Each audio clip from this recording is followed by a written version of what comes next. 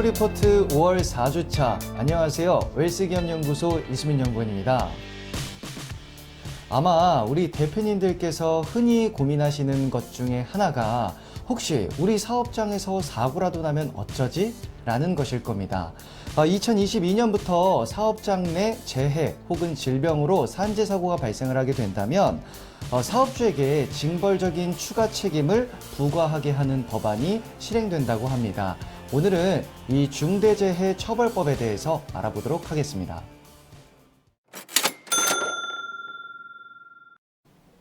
네, 중대재해처벌법이란 사업장 내에서 안전사고로 노동자가 사망을 하거나 질병 또는 재해로 사고가 발생을 하게 된다면 기존의 책임 보상 외에 추가적으로 사업주에게 징벌적인 책임을 물리는 법률입니다.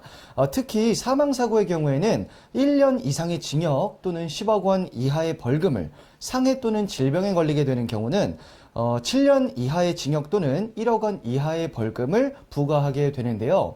50인 이상 사업장의 경우 2022년 1월 27일부터 법이 시행이 되고요. 그 외 소규모 사업장의 경우에는 2024년부터 법 적용을 받습니다. 특히 50인 미만 사업장의 경우는 2024년부터 법 적용을 받다 보니까 시간적으로 여유가 있다고 생각하실 수가 있는데요. 재해사고의 대다수는 50인 미만의 사업장에서 발생하는 현실을 감안했을 때 미리 준비를 하셔야 된다는 것 잊지 않으셔야겠습니다. 벌금 부분에 대해서 준비 또는 상시 안전 시스템을 확보하셔야 하는 것, 이제는 전문가와 꼼꼼하게 체크하시고 진행하셔야 합니다. 안전보건공단에서는 2021년 산업재해 예방시설 자금에 대한 융자 신청을 받고 있습니다. 예산 소진 시까지 진행되고 있는데요. 산재 사고에 대한 리스크가 조금이라도 있는 기업이라면 중대재해처벌법 적용 이전에 시설들을 점검하시고 어떤 시설을 확충해야 하는지 체크하시고 융자를 신청하셔야겠습니다. 일단 한도는 10억까지고요. 금리는 1.5%, 3년 거치, 7년 상환의 대출 조건입니다. 안전보건공단 지역본부 및 지사에서 신청하시면 되니까요. 꼭 점검 체크하시기 바랍니다. 대표님 기업의 주식 가격이 비싸서 혹시 자녀에게 증여를 해야 되는데 망설이고 계신가요? 그 증여세를 줄일 수 있는 방법을 저희 웰스기업연구소 정우일 소장님을 모시고 알아보도록 하겠습니다. 안녕하세요. 웰스기업연구소 정우일 소장입니다. 자, 대표님, 법인의 주식 가격이 너무 비싸서 자녀에게 증여를 하는 게 부담스럽다고 하신다면 오늘 동영상 꼭 체크하셔야 됩니다. 자, 일단 대표님께서 자녀에게 주식을 이전을 하는 이유가 있을 겁니다. 아무래도 초과 배당 등의 이슈가 없어져서, 아마 그 절세 포인트가 없어져서 이제 배당을 하려면 좀 많은 주식을 줘야 할 텐데요. 이 많은 주식을 줄 때 생각해 볼 게 있습니다. 어차피 자녀에게 기업을 물려주신다고 한다면 많은 주식을 주셔야겠죠. 이럴 때 적용받을 수 있는 혜택이 있습니다. 바로 가업승계 주식에 대한 사전증여 특례인데요. 이 경우는 대표님의 연령이 60세가 넘어서게 되고 그 다음에 10년 이상 계속 경영을 하고 가족기업으로서 인정받을 수 있는 주식 형태가 갖춰져 있다면 적용받으실 수 있습니다. 자, 이 경우에 가장 큰 혜택은요. 일단은 상속세에 합산이 되긴 합니다. 증여 신고한 게 나중에 상속세 합산이 되긴 합니다만 증여세 자체는 상당히 줄일 수가 있습니다. 기본적으로 공제를 5억으로 해줍니다. 그러니까 5억 원까지는 이제 세금이 없죠. 그리고 나서 5억 초과분에 대해서 이제 10%의 세율, 그 다음에 30억을 초과하게 되면 20%의 세율을 적용받으니까 증여세보다는 훨씬 더 저렴합니다.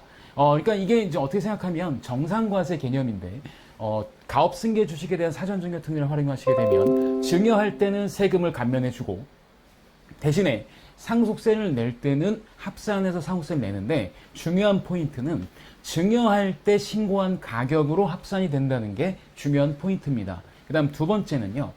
유의하셔야 될 것은 다른 증여에 포함되지 않습니다. 그러니까 다른 증여에 포함되지 않으니까 이미 증여를 많이 하셨다 하더라도 얘는 따로 체크해서 따로 관리를 한다라고 보시면 됩니다.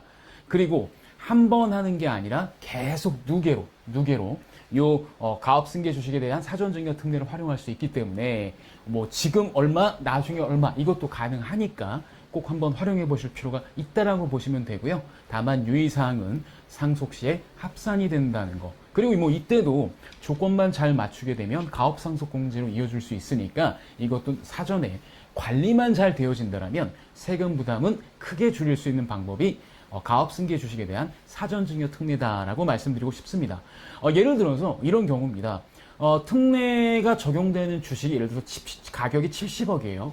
자, 이런 경우에 우리 회사의 사업용 자산 비율이 100%라고 가정을 한다면 그냥 일반 증여를 했을 땐 약 30억의 세금을 내는데 네, 가업 승계 주식 사전 증여 특례를 하시게 되면 10억 원의 세금을 내면 됩니다. 그럼 약 20억 정도, 정확하게 한 10억 얼마 정도의 절세를 하실 수가 있죠.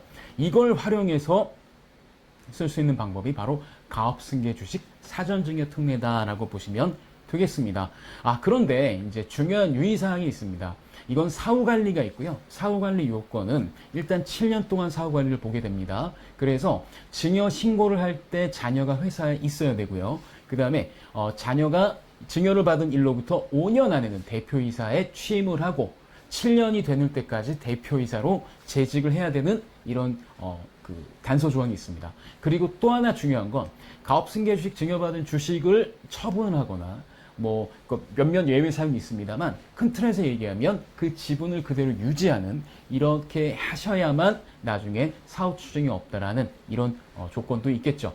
근데 냉정하게 가업 승계를 준비하고 있다라고 하고 그 다음에 자녀에게 주식을 경영권과 함께 이전할 생각이라고 하신다면 뭐 이 정도 조건을 지키는 건 크게 문제가 없겠죠. 다만 고민하셔야 될 것은 자녀의 대표이사 취임일 걱정하고 이래도 될까? 요 정도는 꼭 한번 체크를 해보실 필요는 있습니다. 그래서 보통 우리가 가업승계와 연결이 돼 있고 그 다음에 자녀의 자금 출처라든가 여러 가지가 한꺼번에 연결이 되어 있는 기업이라면 언제든지 주저하지 마시고 저희 웰스기업연구소에 상담을 신청하시면 되겠습니다. 네, 저희가 준비한 소식은 이번 주 여기까지입니다. 50인 이상 사업장이라면 오늘의 동영상을 시청하시고 놓치지 마시고 바로 전문가와 상담을 받으셔야 합니다. 내년 1월부터 시작이니까요. 지금 시간이 별로 남지 않았습니다. 종업원들의 사고에 대한 보상 금액을 확인하셔야 하고요.